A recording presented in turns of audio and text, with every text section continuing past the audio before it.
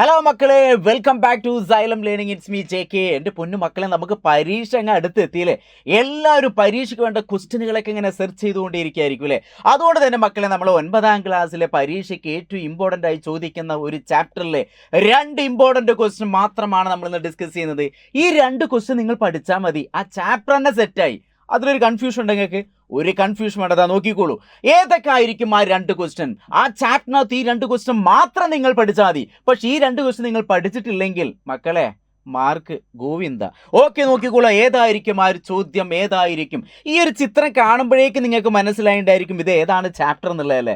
അതായത് ബൊയൻ ഫോഴ്സ്, പ്ലവക്ഷമ ബലം. ഇത് എല്ലാവർക്കും മാർക്ക് ചെയ്യാൻ പറ്റുന്ന, അല്ലെങ്കിൽ മാർക്ക് സ്കോർ ചെയ്യാൻ പറ്റുന്ന ഒരു ചാപ്റ്ററാണ്. ഈസി ചാപ്റ്ററാണ്.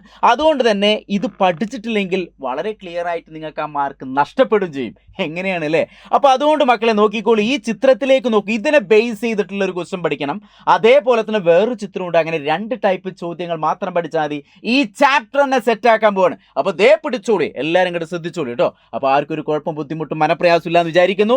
ചിത്രത്തിലേക്ക് നോക്കിയതാ, ഇങ്ങനെയുള്ള ഒരു ചിത്രം കണ്ടു കഴിഞ്ഞാൽ ഇതിനകത്ത് ഈ ഒരു ബീക്കർ, ഒരു പാത്രം, യുറേക്ക ക്യാൻ എന്നൊക്കെ വേണമെങ്കിൽ പറയാം അല്ലേ. ഇതിനകത്ത് ഇതുവരെ നമുക്ക് വെള്ളം എടുക്കാൻ പറ്റുള്ളൂ. ഇവിടെ നമുക്കൊരു കല്ല് എന്ത് ചെയ്യുന്നുണ്ടോ, എന്തെങ്കിലും ഒരു വസ്തു, ഒരു കല്ല് എന്ത് ചെയ്യുന്നു, ഒരു സ്പ്രിംഗ് ബാലൻസിൽ ഇങ്ങനെ കെട്ടിത്തൂക്കി വെച്ചിട്ടുണ്ട്. അപ്പോൾ ഇവിടുത്തെ റീഡിംഗ് എന്ന് പറഞ്ഞാൽ ഇത് വായുവിലെ ഇതിൻ്റെ വെയിറ്റ് ആണ്. അപ്പോൾ നമുക്കറിയാം, ഭാരം കണ്ടെത്താൻ, വെയിറ്റ് കണ്ടെത്താൻ അല്ലെങ്കിൽ വെയിറ്റ് മെഷർ ചെയ്യാൻ ഉപയോഗിക്കുന്ന ഒരു ഉപകരണമാണ് സ്പ്രിംഗ് ബാലൻസ്. പക്ഷെ മാസ് അളക്കാൻ കോമൺ ബാലൻസ്, അതായത് സാധാരണ ത്രാസ് എന്നൊക്കെ പറയും. അപ്പോൾ ഇവിടെ ഓർത്തേക്ക് ഇത് ഏതാണ്? സ്പ്രിംഗ് ബാലൻസ് ആണ്. ഈ സ്പ്രിംഗ് ബാലൻസിലെ റീഡിംഗ് എന്ന് പറഞ്ഞാൽ ഈ വസ്തുവിൻ്റെ വെയിറ്റ് ആണ്. അപ്പോൾ വെയിറ്റ് ഇൻ എയർ എന്ന് ചോദിച്ചാൽ ഇത് എഴുതിയാൽ മതി, അത്രേ ഉള്ളൂ. എന്നിട്ട് നമ്മൾ എന്ത് ചെയ്യുന്നത്, രണ്ടാമത്തെ ചിത്രത്തിലേക്ക് നോക്കുക. ഈ സ്പ്രിംഗ് ബാലൻസും ഈ സ്റ്റോൺ അടക്കം നമ്മൾ വെള്ളത്തിലേക്ക് താഴ്ത്തി വയ്ക്കുന്നു. താഴ്ത്തി വയ്ക്കുമ്പോൾ അവിടുത്തെ റീഡിംഗ് കണ്ടോ നിങ്ങൾ? 22 ന്യൂട്ടൺ കൊടുത്തിട്ടുണ്ട് അല്ലേ. അപ്പോൾ സ്വാഭാവികമായിട്ടും ഈ വെള്ളത്തിലുള്ള വെയിറ്റ് ഇൻ വാട്ടർ, അതായത് വെള്ളത്തിനകത്തുള്ള അല്ലെങ്കിൽ നമുക്ക് തന്നിട്ടുള്ള ലിക്വിഡിനകത്തുള്ള ആ വസ്തുവിൻ്റെ വെയിറ്റ് എന്ന് പറഞ്ഞാൽ നമുക്ക് ഈ ചിത്രത്തിൽ കണ്ടെത്താൻ പറ്റും. ഇനി എല്ലാവർക്കും അറിയുന്നത് പോലെ തന്നെ ഈ വസ്തുവിനെ ഇതിലേക്ക് താഴ്ത്തുന്ന സമയത്ത് കുറച്ച് വെള്ളം പുറത്തേക്ക് കവിഞ്ഞൊഴുകുക. അതിനെന്താ പേര് പറയുക? ഒന്ന് പറഞ്ഞേ കേൾക്കട്ടെ. അതന്നെ, ഡിസ്പ്ലേസ്ഡ് വാട്ടർ, അതായത് ആദേശം ചെയ്യുന്ന ജലം. അതാണ് ഇവിടെ തന്നിട്ടുള്ളത്. അപ്പോൾ ഇതിനെ ബേസ് ചെയ്തിട്ടുള്ള കുറച്ച് ക്വസ്റ്റ്യൻ ഉണ്ട്. ഈ ക്വസ്റ്റ്യൻ നിർബന്ധമായിട്ട് നിങ്ങൾ പഠിക്കണം. ഈ ക്വസ്റ്റ്യനെ ബേസ് ചെയ്തിട്ട് പരീക്ഷയ്ക്ക് വന്നു കഴിഞ്ഞാൽ നിങ്ങൾക്ക് ഈസി ആയിട്ട് എഴുതാൻ പറ്റും. അപ്പോൾ എല്ലാവരും മാക്സിമം ഇങ്ങോട്ട് തന്നെ ശ്രദ്ധിക്കുക. ഇതിനെ ബേസ് ചെയ്തിട്ടുള്ള ചോദ്യങ്ങൾ ഏതാണെന്നല്ലേ, ഇതാ നോക്കിക്കോളൂ. നമുക്ക് മലയാളം മീഡിയവും ഇംഗ്ലീഷ് മീഡിയം ഞാൻ അവിടെ കൊടുത്തു, നമുക്ക് രണ്ടും പറയാം. എന്താണ്? വായുവിലെ, വസ്തുവിൻ്റെ വായുവിലെ ഭാരം. ഇതാ ഈ ചിത്രത്തിലേക്ക് നോക്കിയാൽ മതി അല്ലേ. അതായത് wait of the object in air അല്ലെങ്കിൽ വെയിറ്റ് ഇൻ എയർ അല്ലേ. വായുവിലെ വസ്തുവിൻ്റെ ഭാരം എന്ന് പറഞ്ഞാൽ എത്രയായിരിക്കും? വായുവിലെ വസ്തുവിൻ്റെ ഭാരം എത്രയാണ്? ഈ ചിത്രത്തിലേക്ക് തന്നെ നോക്കൂ. വായുവിലെ വസ്തുവിൻ്റെ ഭാരം എന്ന് പറഞ്ഞാൽ എത്രയാണ്? 30 ന്യൂട്ടൺ. അപ്പോൾ ഇവിടെ 30 ന്യൂട്ടൺ എന്ന് എഴുതിയാൽ മതി, അത്രേ ഉള്ളൂ. അങ്ങനെയെങ്കിൽ രണ്ടാമത്തെ ചോദ്യം എന്താണ്? വസ്തുവിൻ്റെ ജലത്തിലെ ഭാരം. ജലത്തിലെ ഭാരം എന്ന് പറഞ്ഞാൽ ഇവിടെ എത്രയാണ്? 22 ന്യൂട്ടൺ. ദാ ഈ 2 ചോദ്യങ്ങൾക്കുള്ള ആൻസർ നിങ്ങൾക്ക് തന്നെ കണ്ടെത്താം. വെയിറ്റ് ഇൻ എയർ എന്ന് പറഞ്ഞാൽ നമുക്ക് എത്ര കിട്ടി? 30 ന്യൂട്ടൺ എന്ന് കിട്ടി. ഇനി weight of the object in water, വാട്ടറിലെത്തുമ്പോൾ എത്ര കിട്ടി? 22 ന്യൂട്ടൺ എന്ന് കിട്ടി. അങ്ങനെയെങ്കിൽ ഇവിടുത്തെ ഡിഫറൻസ് ആണ് വാട്ട് ഈസ് ദ ബൊയൻ ഫോഴ്സ്. നമുക്ക് എന്താണ് ഇവിടുത്തെ പ്ലവക്ഷമ ബലം എത്രയെന്ന് വെച്ചാൽ ഇവിടുത്തെ ഡിഫറൻസ് ആണ്. അപ്പോൾ ഈ ഒരു പ്ലവക്ഷമ ബലം, അതായത് ബൊയൻ ഫോഴ്സ് മെഷർ ചെയ്യാനുള്ള ഒരു ക്വസ്റ്റ്യൻ നമുക്ക് പ്രതീക്ഷിക്കാം. അതൊക്കെ ഈ ചിത്രത്തിൽ നിന്ന് വരുന്നുണ്ട്. അപ്പോൾ ഇവിടുത്തെ ബൊയൻ ഫോഴ്സ് മെഷർ ചെയ്യാൻ പറഞ്ഞത് നമ്മൾ നേരെ മൈനസ് ചെയ്താൽ മതി അല്ലേ. അപ്പോൾ ഒറ്റയടിക്ക് നമുക്ക് ആൻസർ കിട്ടി. എത്രയാണ്? 30 - 22 = 8 ന്യൂട്ടൺ. 8 ന്യൂട്ടൺ എന്ന് കിട്ടിയില്ലേ. അപ്പോൾ ആദ്യത്തെ 3 ക്വസ്റ്റ്യൻ ക്ലിയർ ആയല്ലോ. ഇനി നാലാമത്തെ ചോദ്യം എന്താണ്? What is the wait of the displaced water? പുറത്തേക്ക് കവിഞ്ഞൊഴുകുന്ന, ആദേശം ചെയ്ത ജലത്തിൻ്റെ ഭാരവും, അല്ലെങ്കിൽ ഡി ക്വസ്റ്റ്യൻ ഏതാണ്? ആദേശം ചെയ്യുന്ന ജലത്തിൻ്റെ ഭാരം എത്രയെന്നാണ്. അപ്പോൾ സ്വാഭാവികമായിട്ട് നോക്കി, ഇത് വായുവിലെ ഭാരം 30 ന്യൂട്ടൺ ആണ്. വെള്ളത്തിലേക്ക് എത്തിയപ്പോൾ 22 ന്യൂട്ടണായി. ഇത് വെള്ളത്തിലേക്ക് താഴുന്ന സമയത്ത് കുറച്ച് വെള്ളം കവിഞ്ഞൊഴുകും, അതാണ് ഡിസ്പ്ലേസ്ഡ് വാട്ടർ. അതും എത്രയായിരിക്കും? ഇവിടുത്തെ ഡിഫറൻസ് എത്രയാണോ അതുതന്നെ ആയിരിക്കും. അപ്പോൾ 8 ന്യൂട്ടൺ. അപ്പോൾ ഓർത്ത് വയ്ക്കുക, ഡിസ്പ്ലേസ്, ആദേശം ചെയ്യുന്ന വെള്ളത്തിൻ്റെ ഭാരം എന്ന് പറഞ്ഞാൽ അതും എത്രയാണ്? 8 ന്യൂട്ടനാണ്. അപ്പോൾ ഇവിടുത്തെ പ്ലവക്ഷമ ബലം, ബൊയൻസി ഫോഴ്സ് എത്രയാണോ അതുതന്നെയാണ് അവിടുത്തെ ഡിസ്പ്ലേസ്ഡ് വാട്ടറും. ഒന്നുകൂടി ശ്രദ്ധിക്കുക, അതാണ് അതിനകത്ത് ശ്രദ്ധിക്കണം. എന്താണ്? പുറത്തേക്ക് കവിഞ്ഞൊഴുകുന്ന വെള്ളവും ഇവിടുത്തെ പ്ലവക്ഷമ ബലം, ബൊയൻസി ഫോഴ്സ് എപ്പോഴും എന്തായിരിക്കും? ഈക്വൽ ആയിരിക്കും. അപ്പോൾ ഇതും 8 ന്യൂട്ടൺ. ഓർത്ത് വെച്ചോളേ. അപ്പോൾ ഇത് എത്രയാണ്? 8 ന്യൂട്ടൺ. അങ്ങനെയെങ്കിൽ അടുത്ത ഈ ക്വസ്റ്റ്യൻ എന്താണ്? 1, 2, 3, 4. അഞ്ചാമത്തെ ക്വസ്റ്റ്യൻ എന്ന് പറഞ്ഞാൽ relation between weight of the displaced water and buoyant force.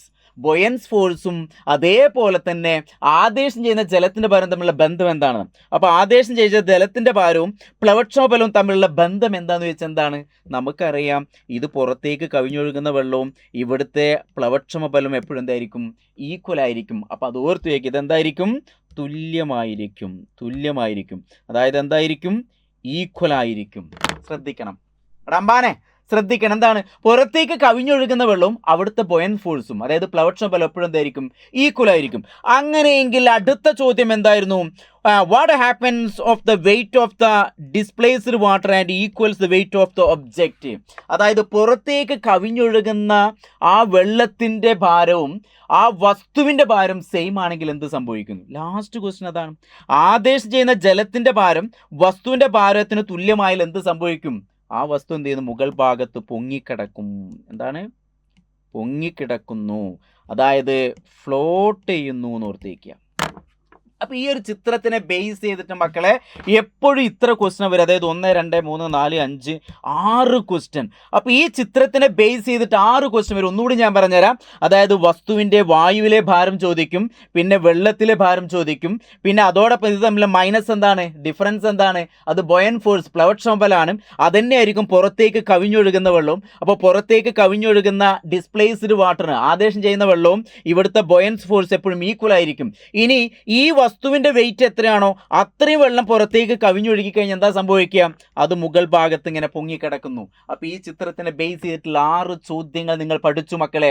അതുകൊണ്ടാണ് ഞാൻ പറഞ്ഞത് ഈ 2 ചോദ്യം പഠിച്ചാൽ മതി ഈ ചാപ്റ്ററിനെ സെറ്റ് എന്ന് പറയുന്നത്. അപ്പോൾ ഈ ഒരു ചാപ്റ്ററിൻ്റെ നിങ്ങൾ ആലോചിച്ച് നോക്കൂ, ബൊയൻ ഫോഴ്സ് അല്ലെങ്കിൽ പ്ലവക്ഷമ ബലം എന്നുള്ള ചാപ്റ്ററിലെ ഒരുപാട് ഏരിയ ഇപ്പോൾ ഇതിനകത്ത് ഞാൻ പറഞ്ഞില്ലേ. ഇനി അടുത്ത 2 ചിത്രം എന്ന് പറഞ്ഞാൽ ഇതാണ്. ഇതിനെ ബേസ് ചെയ്തിട്ടുള്ള ക്വസ്റ്റ്യൻ. ഇതോടുകൂടി നമ്മൾ ഈ ചാപ്റ്ററിനെ തീർന്നു. അതുകൊണ്ടാണ് ഞാൻ പറഞ്ഞത് 2 ചോദ്യം ചാപ്റ്റർ സെറ്റ് എന്ന് പറഞ്ഞത്. മക്കളെ ശ്രദ്ധിക്കണം. അപ്പോൾ പരീക്ഷയ്ക്ക് എപ്പോഴും വരും ഈ ഒരു ചിത്രം, എ എന്ന ചിത്രവും അതേപോലെ ബി എന്ന ചിത്രത്തിൻ്റെ പേര് എഴുതാൻ പറയും, അതിൻ്റെ ഉപയോഗം എന്ത് എഴുതാൻ പറയും. അങ്ങനെ ഒരുപാട് ക്വസ്റ്റ്യൻ നമുക്ക് പ്രതീക്ഷിക്കണം. അപ്പോൾ ഇത് ചിത്രം കാണുമ്പോഴേക്കും നിങ്ങൾക്ക് ഇപ്പോൾ മനസ്സിലായിട്ടുണ്ടാവും ഏതാണ് ആ പേര്. ഇതാ നമുക്ക് ക്വസ്റ്റ്യൻ നോക്കാം. ഒന്നാമത്തെ ക്വസ്റ്റ്യൻ എന്താണ്? എ ബി എന്നീ ഉപകരണങ്ങളുടെ പേരെഴുതുക. എ ബി എന്ന ഉപകരണങ്ങളുടെ പേരെഴുതുക. എ ബി എന്ന ഉപകരണങ്ങളുടെ പേരെഴുതുക. അതാണ് write the name of device A and B.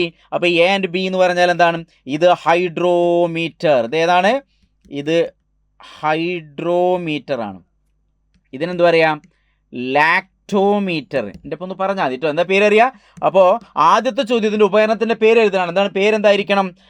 A B എന്ന ഉപകരണങ്ങളുടെ പേര് എഴുതാൻ പറയും. അപ്പോൾ അത് ഏതാണ്? അത് ഒന്ന് ഹൈഡ്രോമീറ്റർ ഇത് ഏതാണ്? ലാക്ടോമീറ്റർ. രണ്ടാമത്തെ ഓരോ ഉപകരണത്തിൻ്റെ ഏതെങ്കിലും ഒരു ഉപയോഗം എഴുതുക.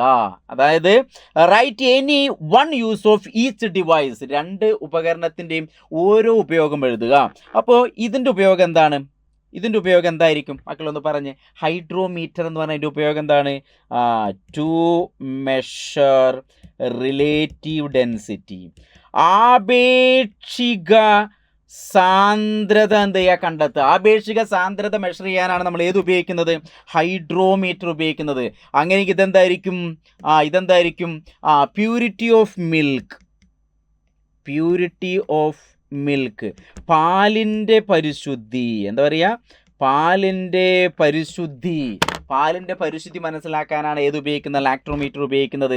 അപ്പോൾ ആദ്യത്തെ ചോദ്യം ഉപകരണത്തിൻ്റെ പേര് എഴുതി, 2ൻ്റെയും ഓരോ ഉപകരണങ്ങളുണ്ട്, ആ 2 ഉപകരണത്തിൻ്റെയും ഉപയോഗം എഴുതുക. ഇനി ഈ ഉപകരണങ്ങളുടെ പ്രവർത്തന തത്വം എന്താണ്? What is the working principle of these device. അപ്പോൾ ഈ ഉപകരണത്തിൻ്റെ വർക്കിംഗ് പ്രിൻസിപ്പിൾ, പ്രവർത്തന തത്വം അത് വെള്ളത്തിൽ പൊങ്ങിക്കിടക്കുകയാണ്. നമ്മൾ വെള്ളത്തിൽ വെച്ചാൽ ഹൈഡ്രോമീറ്റർ പൊങ്ങിക്കിടക്കും, ലാക്ടോമീറ്റർ പാലിൽ വെച്ചാൽ അത് പൊങ്ങിക്കിടക്കും. അതുകൊണ്ട് അത് ഏതാണ്? അത് ഓർത്ത് വയ്ക്കുക. ഫ്ലോട്ടേഷൻ, പ്രിൻസിപ്പിൾ ഓഫ് ഫ്ലോട്ടേഷൻ എന്ന് ഓർത്ത് വയ്ക്കുക. പ്ലവന തത്വം എന്നാണ് പറയുക. ഇതിൻ്റെ എന്താണ് പറയുക? പ്ലവന തത്വം എന്ന് ഓർത്ത് വയ്ക്കുക. ഞാൻ ഇപ്പോൾ എഴുതുന്നില്ല, ജസ്റ്റ് ഓർത്ത് വയ്ക്കുക. അങ്ങനെയെങ്കിൽ അടുത്തൊരു ഡി ചോദ്യം എന്താണ്? ഉപ്പ് വെള്ളത്തിൻ്റെ സാന്ദ്രത ഈ 10-25 കിലോഗ്രാം മീറ്റർ ക്യൂബ് എന്നാണ് കേട്ടോ. മീറ്റർ ക്യൂബാണ്. അതിൻ്റെ ആപേക്ഷിക സാന്ദ്രത കണ്ടെത്തുക. അപ്പോൾ ഇവിടെ നമുക്ക് ഇങ്ങനത്തെ ഒരു ചോദ്യം പ്രതീക്ഷിക്കുക. എന്താണ്? The density of saline water is എന്താണ്? 1025 കിലോഗ്രാം മീറ്റർ ക്യൂബാണ് per metre cube. Find the relative density കാണാൻ പറഞ്ഞാൽ നമ്മൾ ഇക്വേഷൻ എന്താണ്? റിലേറ്റീവ് ഡെൻസിറ്റി, ആപേക്ഷിക സാന്ദ്രത എന്ന് പറഞ്ഞാൽ ഡെൻസിറ്റി ഓഫ് സബ്സ്റ്റൻസ്. അതായത് ഇവിടെ ഡെൻസിറ്റി ഓഫ് സബ്സ്റ്റൻസ് എന്ന് പറഞ്ഞാൽ നമുക്ക് എത്ര കിട്ടി? 10 per kilogram metre cube by, അതായത് ഉപ്പ് വെള്ളത്തിൻ്റെ സാന്ദ്രത ബൈ ജലത്തിൻ്റെ സാന്ദ്രത. ജലത്തിൻ്റെ സാന്ദ്രത എപ്പോഴത്തിലായിരിക്കും 1000 ആയിരിക്കും. അതോടൊപ്പം തന്നെ കിലോഗ്രാം പെർ മീറ്റർ ക്യൂബ്. അങ്ങനെയെങ്കിൽ ഈ കിലോഗ്രാം പെർ മീറ്റർ ക്യൂബ് എന്നുള്ളത് മുകൾ ഭാഗത്തും വരുന്നുണ്ട്, താഴെ ഭാഗത്തും. അപ്പോൾ ഇതൊക്കെ ക്യാൻസൽ ചെയ്യാം. അങ്ങനെയെങ്കിൽ 1025/1000 എന്ന് വരും. അപ്പോൾ താഴെ 3 പൂജ്യം വന്നാൽ 3 സ്ഥാനം മാറ്റി കുത്തിട്ടാൽ അതിലെ. അതുകൊണ്ട് നമ്മൾ ആൻസർ എത്തിയിട്ട് 1.025 യൂണിറ്റ് ഇല്ല എന്ന് ഓർത്തേക്കുക. അങ്ങനെയെങ്കിൽ ലാസ്റ്റ് ക്വസ്റ്റൻ എന്താണ്? Write down the unit of relative density. ഇവിടെ ഈ കിലോഗ്രാം പെർ മീറ്റർ ക്യൂബും ക്യാൻസൽ ചെയ്തു, കട്ട് ചെയ്തു. അപ്പോൾ പിന്നെ യൂണിറ്റ് ഉണ്ടോ? ഇല്ല, നോ യൂണിറ്റ് എന്ന് ഓർത്ത് വയ്ക്കുക. എന്താണ്? No unit. അപ്പോൾ ഇതിന് എന്തില്ല? യൂണിറ്റ് ഇല്ല എന്ന് ഓർത്തേക്കുക. എന്തില്ല? യൂണിറ്റ് ഇല്ല എന്ന് ഓർത്തേക്കുക. അപ്പോൾ മക്കളെ ഇത്രയുള്ളൂ.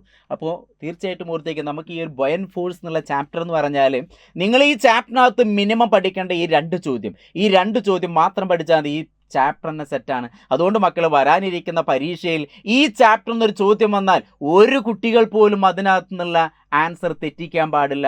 ആ ഒരു ഉദ്ദേശത്തോടു കൂടിയാണ് ഞാൻ ഈ ഒരു വീഡിയോ ചെയ്തത്. തീർച്ചയായിട്ടും നിങ്ങൾക്ക് എല്ലാവർക്കും ഇത് ഇഷ്ടപ്പെട്ട് കാണുമെന്ന് വിചാരിക്കുന്നു. ഇനിയും ബുദ്ധിമുട്ടുള്ള ക്വസ്റ്റനൊക്കെ ഉണ്ടെങ്കിൽ താഴെ എന്തെങ്കിലും കമൻറ്റ് ബോക്സിൽ രേഖപ്പെടുത്തി ഞാൻ അതിൻ്റെ വീഡിയോ ഒക്കെ ആയിട്ട് വരും. നമുക്ക് വരാനിരിക്കുന്ന പരീക്ഷ നമുക്ക് അടിപൊളിയായിട്ട് സെറ്റാക്കി പഠിക്കണം. കമാൻ.